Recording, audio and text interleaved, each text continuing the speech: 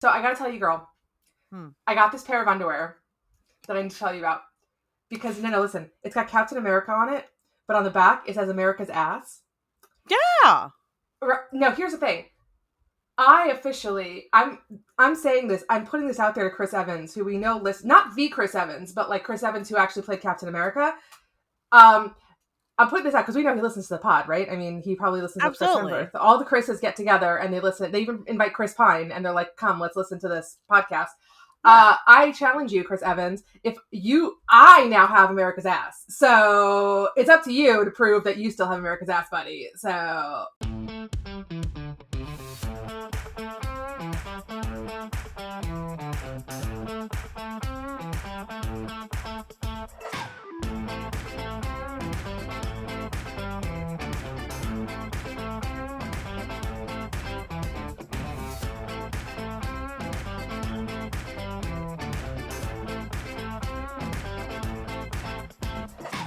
I'm just saying, and this is not just me trying to get him to be in the same room as me to prove that he has America's ass.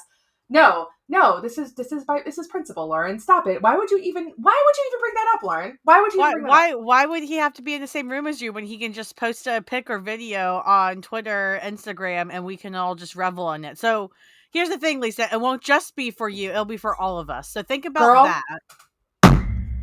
You're supposed to be on my side. You are supposed to be on my side in this.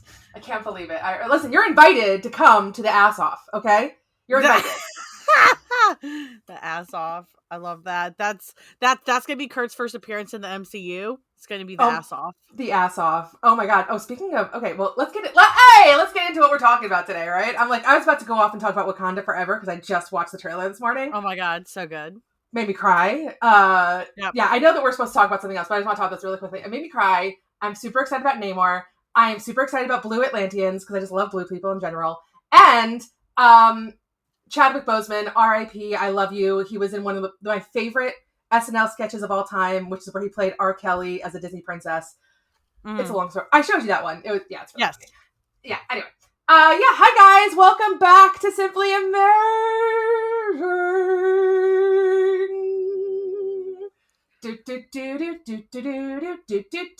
I'm simply amazing, and we're here, and Lauren's doing little thing with her shoulders. I am Lisa, guys, aka the OG Nocturne, and I'm joined here by my fabulous co-host over here in red, Lady in Red.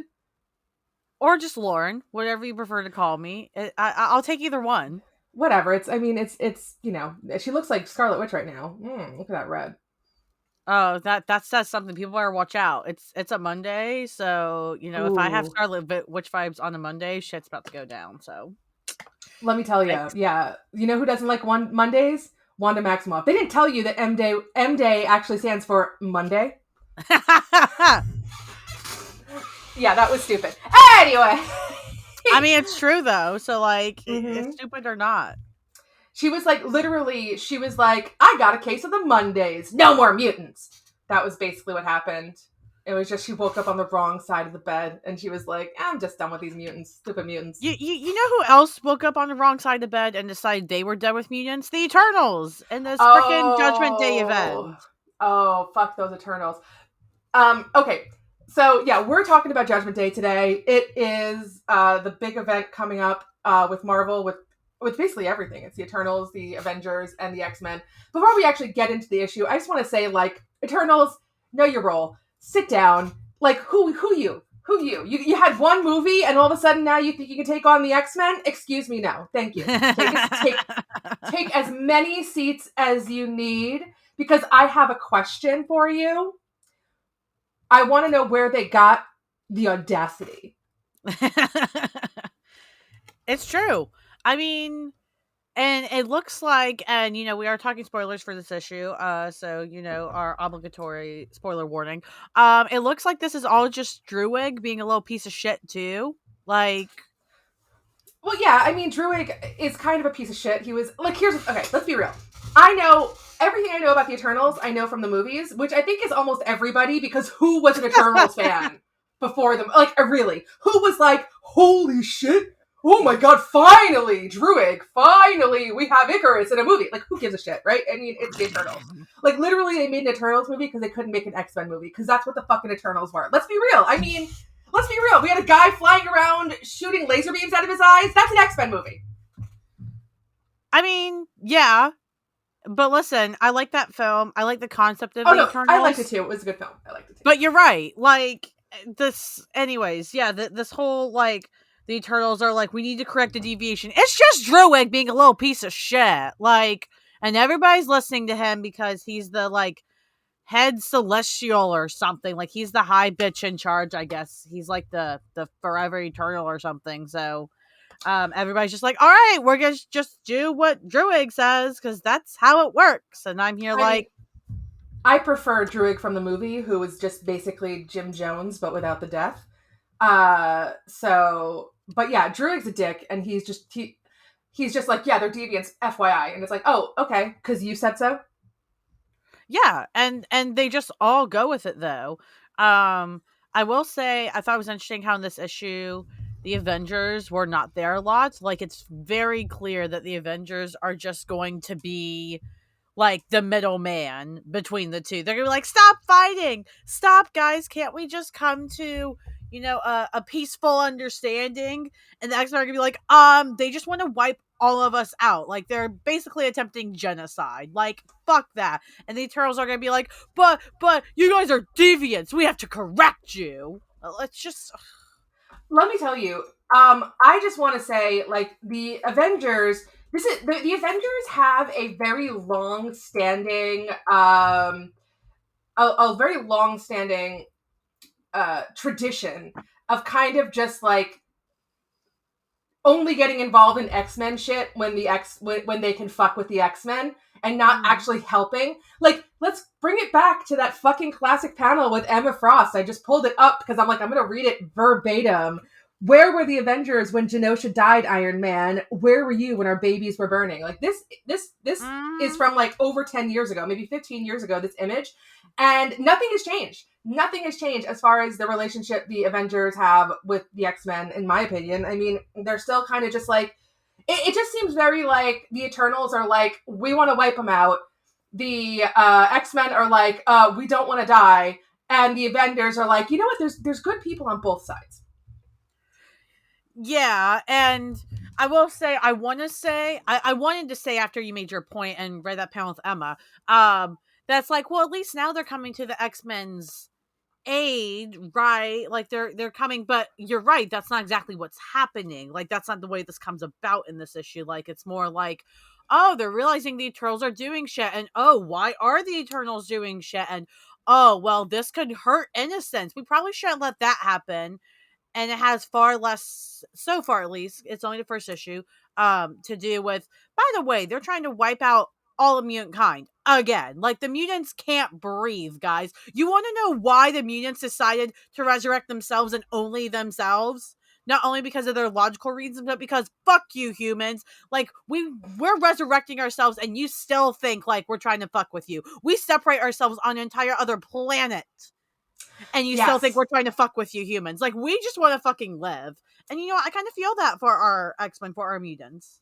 See, here's the thing. I feel the mutant side. I feel the human side too, though, because like there's that panel where you see that woman crying and like Jean is reading her mind and she's like, how many times have you come back? My daughter is still dead. I get the human side of it because, I can't imagine mourning. I mean, I've mourned people in my life. Luckily, I mean, God bless, knock on wood, I haven't had anyone die other than like my grandparents. I haven't had anyone die young that was very close to me.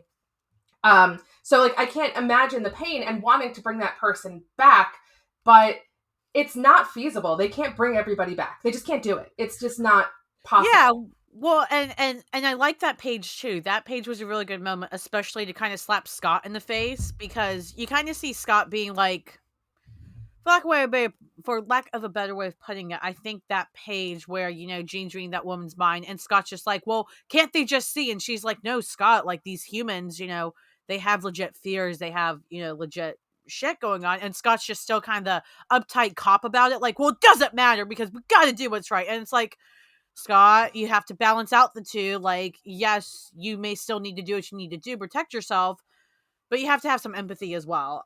But that said, at the end of the day, like, you're absolutely right. Like, there's a very human side to it, and I think we as humans can relate. Like, I'm just imagining being a human with mutants, keeping that from me. You know, if I had lost somebody, I'd be very Oh upset too. yeah, But like, especially bruh, someone like, untimely. Yeah, absolutely.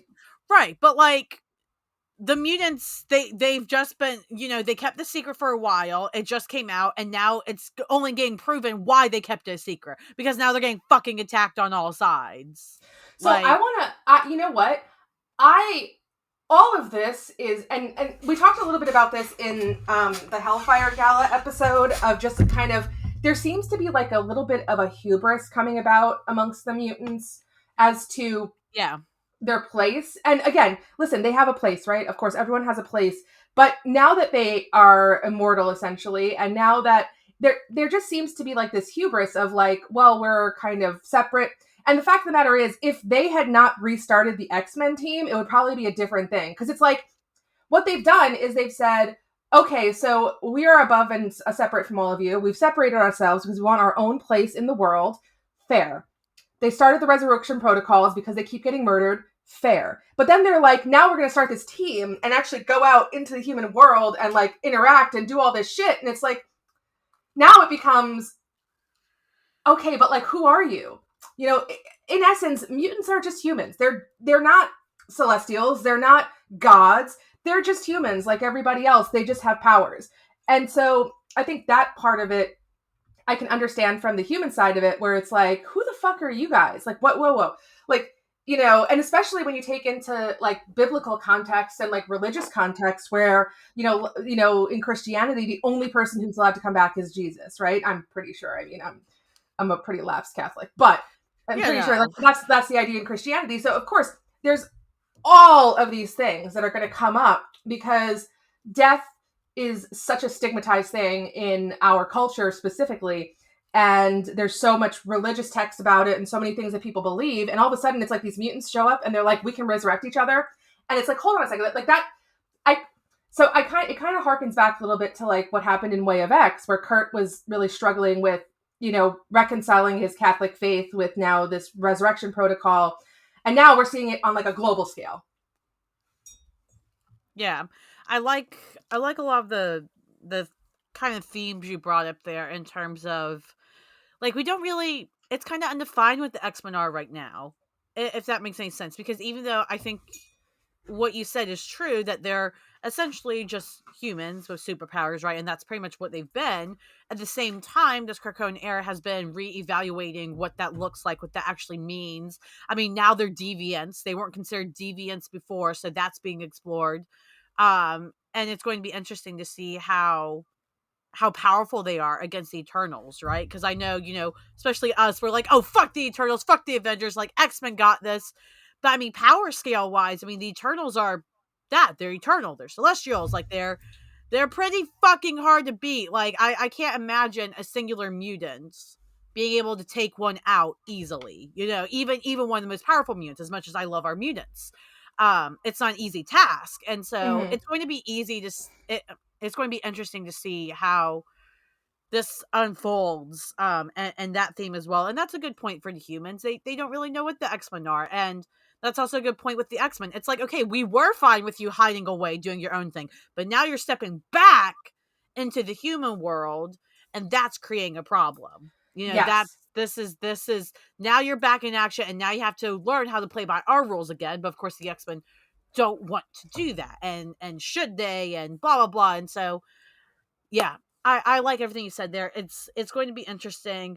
I And was interested to see how powerful freaking Uranos, however you say his name. I'm just saying that was an interesting choice for a name, Uranus. Okay, like I mean, There's listen, an OS. It's not Uranus. It's Uranos or something. Uranus. Okay, well, I Uranos. just feel like the jokes, like like what happened to Arakko? Check Uranus. I don't know. Well, let's talk about that, because Before we get essentially, okay, go before we ahead. get into that, I wanted to just make one more point about the Yeah. whole human mutant thing. And before we even get into that, we need to talk about Kurt because he's actually does shit in this book, which is awesome. But as far as so the mutant metaphor has always been like a metaphor for minorities, but kind of where or just like how minorities are affected in the world, but like the place where it kind of it separates, right, is that these mutants actually do have the power to destroy things. Like they are actually dangerous.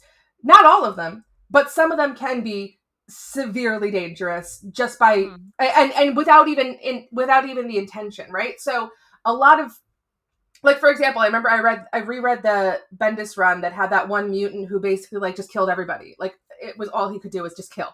Um and so like I could see the fear also from the side of the humans being like, okay, well, what if they've got this rogue mutant who's like, whose side are mutants on, right? Because if they are like, oh, like one being together or like one group and they all support each other, because the humans don't know. The humans have no idea about the pit.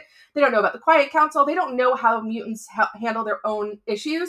So for them, I could see them being like, well, if there's a rogue mutant who's freaking destroying New York City, and then all of a sudden, and we take them down, what's to say the freaking mutants are going to bring him back and he's just going to start again? You know what I mean? It's like this never-ending cycle of, and again, that's not the intention of the X-Men and mutants on Krakoa, but humans don't fucking know any of it. They don't know anything. So that Sure. And their fear is valid in that case, I think.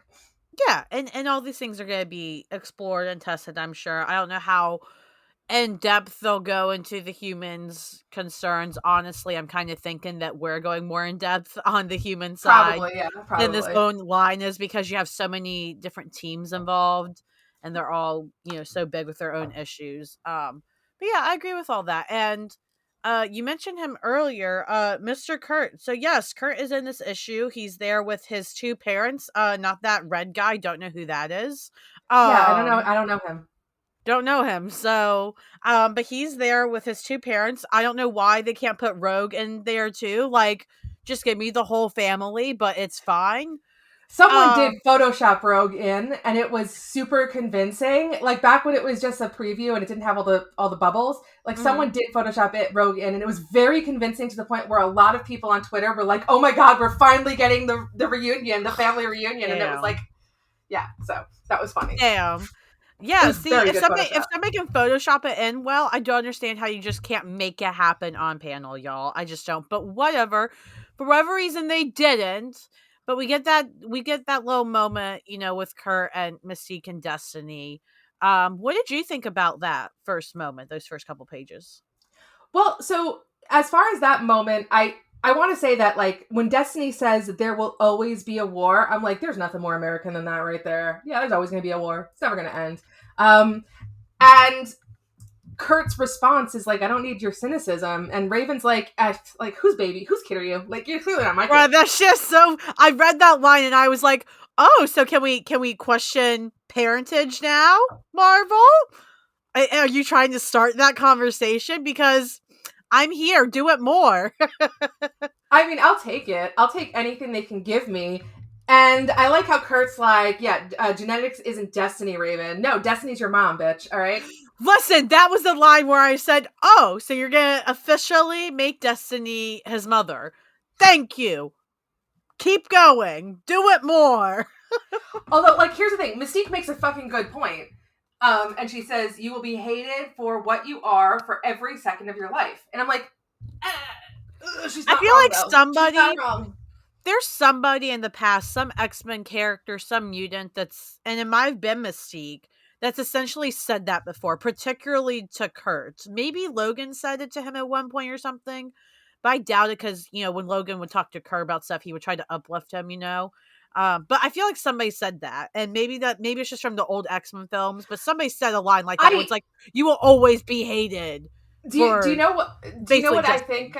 Do you know what you made me think of? Is it's mm, not exactly the same, but the scene between Nightcrawler and Mystique in X2 has a similar feel to it, yeah. where he asks her, "Why don't you just hide all the time if you can?" And she's like, "Because we shouldn't have to." And it's got that same kind of um, feeling of it, where whereas you have two characters who kind of are have very similar backgrounds as far as are blue, and they are hated for what they look like because they look differently. And on one side, you have one who's like, wow, I wish I could hide it. Or, and the other side is someone who's like, we don't have to hide. We shouldn't have to do it. And I think this is kind of similar, where Kurt still sees the good in trying to fit in, and the good in humanity, and the good in trying to reach out to the other side. Whereas Raven is like, it doesn't matter how much you fucking reach. They're not going to reach back. Like, so I that's what I get from it.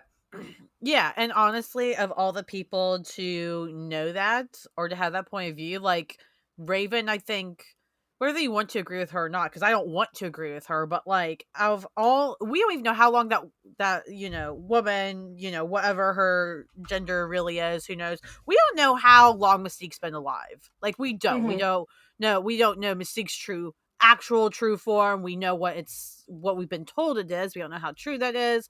We don't know how Mystique was born. So it's like Mystique could have been alive, half the length of an Eternal at least, which is insane to think about. So like, well, even if you why just can't take she say that, Yeah, but even if you just take into consideration the amount of time that Mystique has, that we know she's been alive, right? So we know that she was an adult at the end of the 1800s. We know that. So she's probably been around since like at the very least, probably been around since just after the Civil War. Granted, she's European, or that we know of, kind of. She's again, vaguely from Europe. We don't know exactly, for sure. everything is like, this is what we know, but like that could change if we find out something else. Yeah, but like, look at the world that Mystique has seen just in the time that we know she's been alive. So she's been through like 2 world wars. She's been through more than and several other wars on top of that. Vietnam, Korea, all the different wars that have happened overseas that that the United States isn't involved in, and of course our education system doesn't teach us about, because if we're not involved, who gives a shit, right? And then she's been through all that. She saw the Holocaust. She's seen like all these, like, and not just the Holocaust. She's seen like there was the See, this is me just basing my information on stuff I've seen online and not stuff we were actually taught. But the Holocaust that happened in Africa by the Dutch, I think it was, in like the early part of the 1900s. Like she's seen more than one genocide in her time, right? She's seen humans perpetuate this over and over again against people they see as different and other. Whereas Kurt's young. Kurt's only been alive as long as he's been alive. And with the sliding time scale, even with the sliding time scale, if we take that out of consideration completely, he was introduced in 1975. He was about 18 when he was introduced, born 1957, same year as my mom, ish, right? He doesn't have that same context. He would have been coming up around the time of the civil rights movement in the United States. Granted, he's in Germany, but like he would have been like kind of a kid growing up during that time. And that's a totally different type of time, right? Because one thing I'm learning as I listen to more world history or especially U.S. history podcasts is that as much as we think things are changing and getting worse, it's actually we go through this fucking cycle over and over again.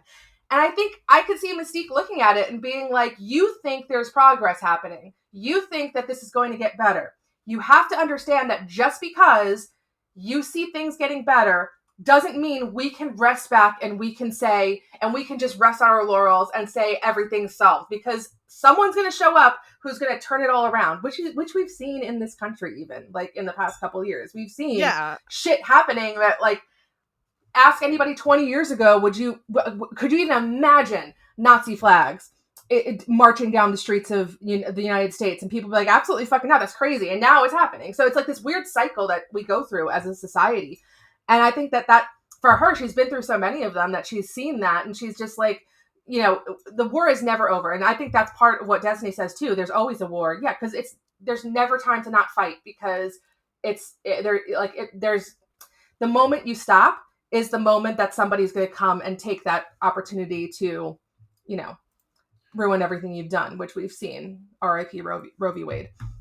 Yeah, I mean, listen, there's Mystique. I'm surprised they just tried to give her the line of, look, there's a reason I threw you off that cliff, Kurt. And it's because, look, those people, were chasing us again. They were like, like you said, she's seen it all. I did like that we got that moment with the fam. I definitely think we need a full Darkholme family reunion still. Remy's got to And be there too. Remy, he's married in. He's got to be there. yeah, I mean, you got to bring the fam. I mean, listen, when Kurt and Wanda get married, Oh my Wanda's god, going to be girl. there, and Mystique's going to be so pissed. Destiny's going to be pissed as shit in particular, because she's like, you really married the woman that said no more mutants. No, Really, Kurt? No, Destiny's not going to be pissed because Raven might be pissed. Magneto will be fucking thrilled. Destiny will be like, I see what's coming. You're going to have Nocturne. Okay, girl, it's all worth it. I feel like I think she'll still be petty like she is with Gambit, though. Because it's like, even though, like in that one X-Men issue, I think X-Men number 9 or something, where, you have Destiny and Gambit chatting and stuff. Like, Destiny totally knows that Gambit's good for Rogue. She 100% knows that, but that's not going to stop her from being petty because she doesn't want Gambit to be good for her daughter, and she still doesn't think so, even though she actually literally knows it. Like, it's not just like, oh, fine, I guess you're good for her. It's like, no, literally Destiny can see that he's good for her, and she's still going to be petty. But that's because Remy is the guy that no mother wants their daughter to marry. No mother wants their daughter to marry Gambit. Like, okay, if you look at like the pedigree or the credentials of between Wanda and Gambit, right? Wanda committed genocide against the mutants. Okay, yeah, true, but she's an Avenger. She's also part Romani, right? So she's his people. She is Magneto's daughter. Like, she's got all that. Whereas Remy, he's just the Prince of Thieves. Like, I mean, it's just, and he's a bit of a cad, and he's got a history. So here's the thing: I think that Destiny would rather have a genocidal daughter-in-law than a King of Thieves son-in-law. Genocidal daughter-in-law. I might have to question. You might be right, but if you are, I mean, she's married to Destiny's Mystique. choice is there. Like, she's married to Mystique, right? Like, yeah, but like, they have a cause for their terrorism and stuff. What was Wanda's? Oh, I'm upset. Like, I just don't see where she would understand Wanda there. Like, I feel, because again, Destiny's whole thing is protect mutants. She'd Destiny's whole thing is, we're done. No, and she probably would, but at the same time, again, Destiny's whole thing, her two whole things in life are Mystique and protecting mutant kind at whatever cost. That is it. Yeah, and so like, Wanda was like one of the biggest direct threats ever to mutant kind by saying 3 fucking words. However, Kurt and Wanda will make more mutants, whereas Remy and Rogue have already made clear they're not having kids, they're just having cats. So, and we all know when it comes to a mother-in-law, it's all about the grandkids. Yeah, that's probably true, especially if Destiny. She's like, look, I see ya. Look, Wanda, you pissed me off, but just give me the grandkid and we're good. Oh, no. Let me be clear. Destiny will not be nice to Wanda, but she'll accept her. Like, Destiny will still, like, Destiny would, oh my god, Wanda will live on Reddit in just no MIL, like just no mother-in-law. She'll live Listen. So in order to make it work, though, they will have to make it canon again that Wanda's an actual mutant, because I don't think Destiny. Listen, again, Destiny might have issues with Gambit and Remy and all that, but like, I mean, imagine, your child that's a mutant and you're all about mutant kind and all this shit, marrying not a mutant or being with not a mutant. I think I do think she'd have a little judgment on that. Like, speaking of Judgment Day, she'd have some judgment. Oh yeah 100%. All right, well, let's get back to the issue, because we've definitely, listen, I could talk about Kurt and Wanda all day, and I will. So, but we should probably get back to talking about the issue. Let me open it back up. Oh, I wanted, is there something else we need to get to before we talk about what happened to Arakki? No, let's talk about Uranos. Uranos. Uranos. I know you're just all about that ass today, Lisa, but we got things to do. I'm all about that ass. All about that ass today. I don't know that this is a character that has existed already. I don't know anything about this shit, but it's just an unfortunate name. Listen, and speaking of unfortunate, so by the looks, of what we've been shown in this issue. Uranos, however you say that little butthead's name, has Literally. destroyed, wiped out Arakko.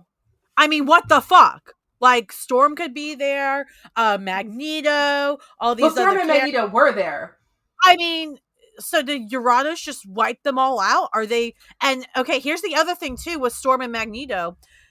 In X-Men Red, right before this event happened, Magneto crushed and destroyed all their backups. So Storm and Magneto's backups are gone. So that means if Storm and Magneto are gone, then they can't be resurrected.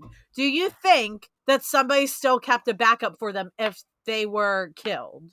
I don't think they kept a backup, but we still have the Elysian Fields, and anybody can be brought back through the Elysian Fields. So, and it's like, it's Point. literally like Wanda created it. I mean, she's not going to bring Daddy back. Come on. Like, it's She's got to because, run in and be like, fuck the Avengers, fuck everybody, where's my father right now? and I'm assuming that that means that they can, even though the Arakki don't have backups and they don't believe in the resurrection protocols, I'm assuming that also means that all of the Arakki can be brought back. That's going to be interesting because I imagine that I imagine that's going to be a really weird decision to have made because of those who, like, first of all, you need to bring Storm and Magneto back before you bring the Arakki back, because Storm and Magneto know the Arakki better than anyone else that's on Krakoa, I would say, other than maybe other Arakki who happen to be on Krakoa right now, maybe like Weaponless Zen or whatever, before you start bringing back all the Arakki. Because I mean, if they don't want to come back, if like, you know, I mean, maybe I don't know much about the Arakki, I have to be honest, but if they have, like, you know, their, you know, own kind of faith where it's like, you know, they believe in like an afterlife or something for them, to bring them back would be an enormous like slap in the face if that's not what they want and that's not what they intend. So it's going to be interesting to see what they decide. I don't think they wiped out all of Arakko. I think it's like just that area of Arakko was wiped out. Where but the I guess gate is. yeah, and Kurt managed to squeak by. He got through, thank God. God bless. Absolutely. Yes, sir. Yes, because I can't, you know, I can't lose him again. I saw a glimpse of real Kurt there. Can you believe? I If real Kurt's know. It when's he wasn't a gonna stick furt. around? It wasn't a furt. Uranos came and it wasn't a furt. Thank God. I'm just being 5 years old right now. I'm so glad it wasn't a furt, like, but again, the second we get real Kurt, we lose him just as quickly. So it's like, when's he gonna stick around? Like, is Judgment Day gonna help him stick around after this event, or is this gonna make it worse? I don't know. But I did like seeing the little action from Kurt, and that he was getting to be more of the hero we know him to be, instead of staying around being a cop and talking about whatever the fuck the spark is. Like, Oh yeah, and the last thing we really need to discuss is they kill the Five. yeah, but they brought him back. They did bring him back. Stop trying to Marvel. Stop trying to make Egg happen. Stop. Enough. His name is Goldballs. Stop trying to make Egg happen. It's not gonna happen. Exactly, Gretchen Wieners. It's not happening. It's just like, God. Egg. Here's the thing. I don't understand how anybody can.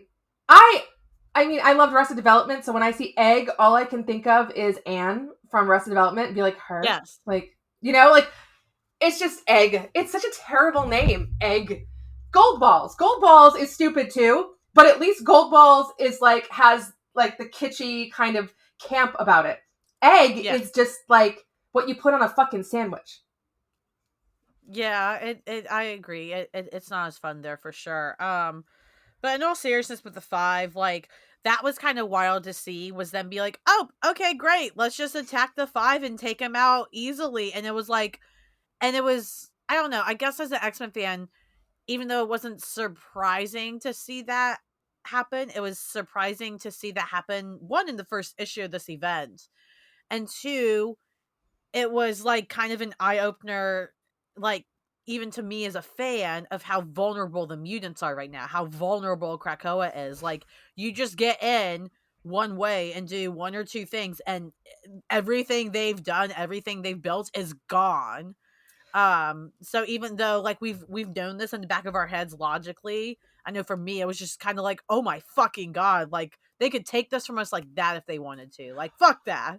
Oh, 100%. Well, it goes back to what we were saying earlier about Mystique talk and like the idea of resting on your laurels. Like just because things are going good now doesn't mean that the fight is over. The fight doesn't end. And sometimes, and that's unfortunate. It really fucking sucks that like it's the work that it's like that, but that's the way it is. And yeah, like it's kind of crazy that they were able to so there are five people who just between those five people can do this. They don't have a single backup. They don't have any backups. They've no, like certain ones they probably could easily get a backup for. Like they probably could get someone to back up for Hope. Like who's there to back up for Gold Balls? Like who's creating fucking eggs? You know what I Who's mean? there Like, to back up for gold balls, guys? That's the real question of this event. you know who it's not? It's not Uranos. That's for sure. I can't get over that fucking name. I can't get over it. I just can't. Between like, I'm 10 Uranos years and old. America's ass today, like your brain's just you're broken right now. It's all about those butts. All about those butts. I gotta say, speaking of ass, I don't think this event is ass so far, which is nice. I think this event actually has stakes, which is cool. Definitely most of the stakes are on the X-Men though, which is not as cool because they're my babies and I will fight anybody. If I have to go through another genocide of the mutants, I can't do it. I cannot do it. Let's not let this be where this goes. Yeah, it's just enough genocides, guys. Enough with that stuff. It's just I'm as tired as Mystique at this Enough. Come point. up with Like, something new. Like, why is it always genocide? Like, at least switch up your terrible things. I will say one of the things that I kind of like would love to see more, and I know several people have said it, like I just want to see stories where the X-Men aren't fighting all the time. I'd love to see like a story or two. Like, remember back in the day when they would play baseball? Yeah. They should Like, have some just like reality TV shit. Like that's why I have been enjoying Immortal X-Men because it's been a mix of just reality kind of drama shit. Like even though there's real stakes in Immortal X-Men that line right now, it's just also been just like a lot of petty shit on the Quiet Council, which is great. yes, Mixed in with some, deep feelings like we haven't talked about on pod yet, but Immortal X-Men 4 that was focused on Emma Frost. I mean, that had me just like in a ball being like, God damn it, Emma, you're making me feel things like, and I like that. I like that balance. So yeah, I'd like to see more of that as well with the X-Men. But yeah, I don't know. It seems like there's always this internal pressure Marvel is putting on themselves, or maybe we as fans do. That's possible. Where it's like we need big fights all the time. It's like no, like again, X-Men number 9, where Destiny and Gambit are just, chewing each other out is one of my favorite issues. And that's most of the issue.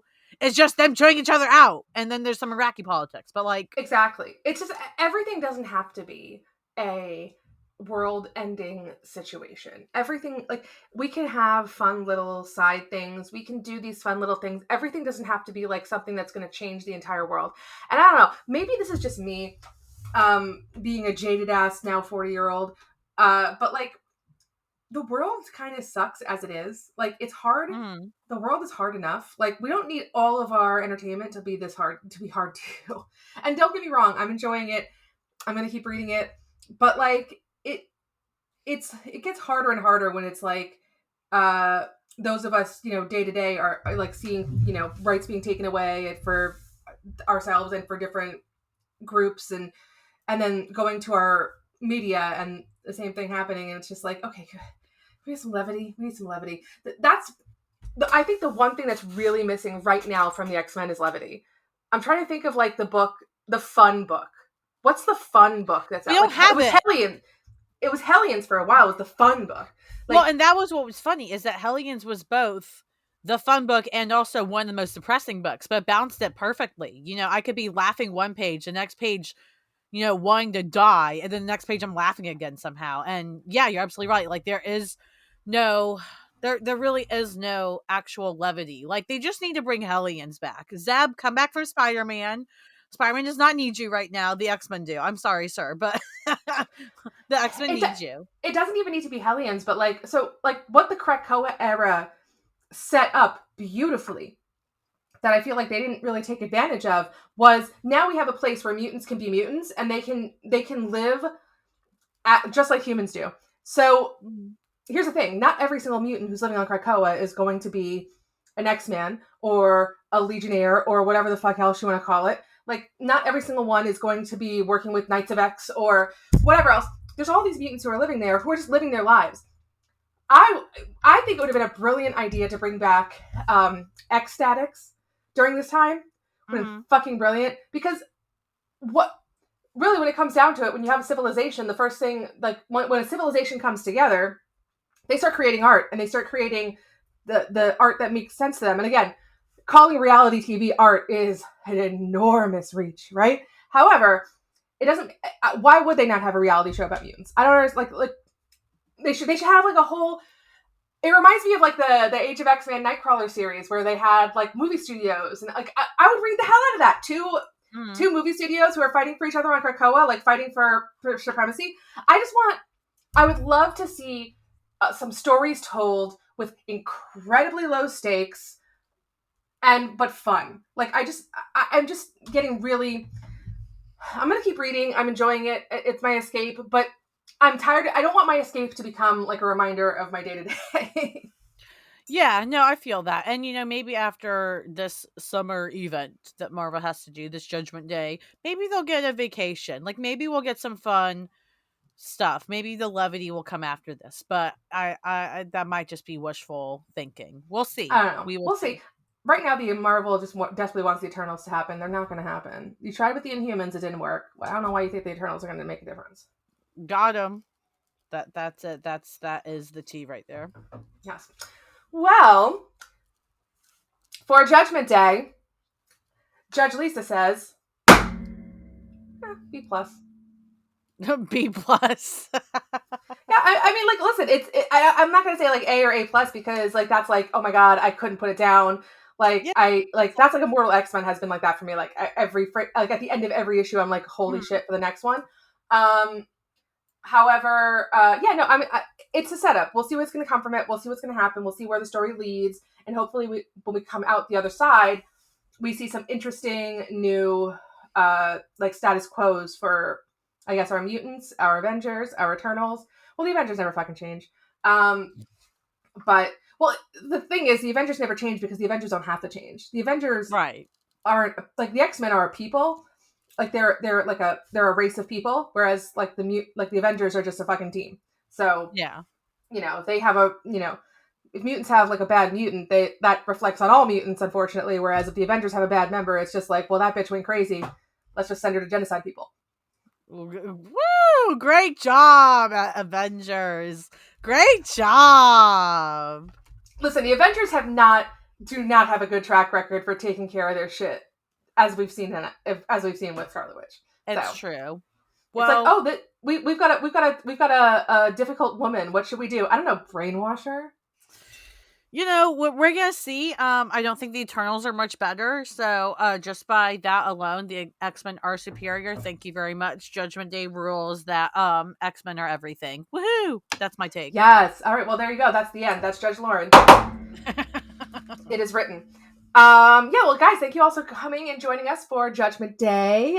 Please let us know your judgments on Judgment Day. Tell us what you think about this huge event. If you think it's going to be amazing, if you think it's just going to be Uranos, whatever you think, just let us know because we are excited to hear about it. And of course, you can come find us on any of our socials. Lauren, tell them where they can find you. Yeah, you can find me on Twitter at friendlymBHGBI. And if you for some reason don't already, be sure to follow the Simply Amazing Twitter at simply AMZINGPOD. And yeah, like Lisa said, let us know. I liked how you said it. Your judgments on Judgment Day. Yes, give us your judgments. If you want to find us anywhere else, just find us on our website. It's simplyamazingpod.com. It's got all of our twits and tweets and Instas and whatever else we do. We've got a whole section if you want to come on the show and be our guest. Please come and let us know. We will literally talk about anything. We also have our Redbubble shop where we are raising money for many different causes with our shirts. We have the Trevor Project shirt we're raising money with. We also have, by the time this comes out, it should be up because I've seen the preliminary sketch and I have to share it with you, Lauren, because it's hilarious. We have a shirt that's going to benefit Planned Parenthood and other abortion funds in the country as well. So please take a look out for those. I'm going to give you a hint as to our new shirt design. Yeet. Yeah. So yeah, yeet. Yeah. So guys, yeah, check it out. If you like us, rate us, review us, subscribe. If you love us, go back and listen to some of our old stuff. We have done some amazing episodes in the past with some great guests. I'll be posting some of those up in the next couple days because we are getting close to our 1-year anniversary. Yay! I know it's coming so fast. I can't believe it's been a year. I can't believe I've spent an entire year looking at you, Lauren. That's wild. I can't believe it either. Like, why would you want to do that to Oh, yourself? shush. Oh my gosh, it was a joke. I wasn't trying to go there. Oh my gosh, no, you're beautiful. You're gorgeous. And you know who else is beautiful? Gorgeous. You know who else is beautiful and gorgeous? You who's listening right now. You're not just beautiful and gorgeous. You are simply amazing.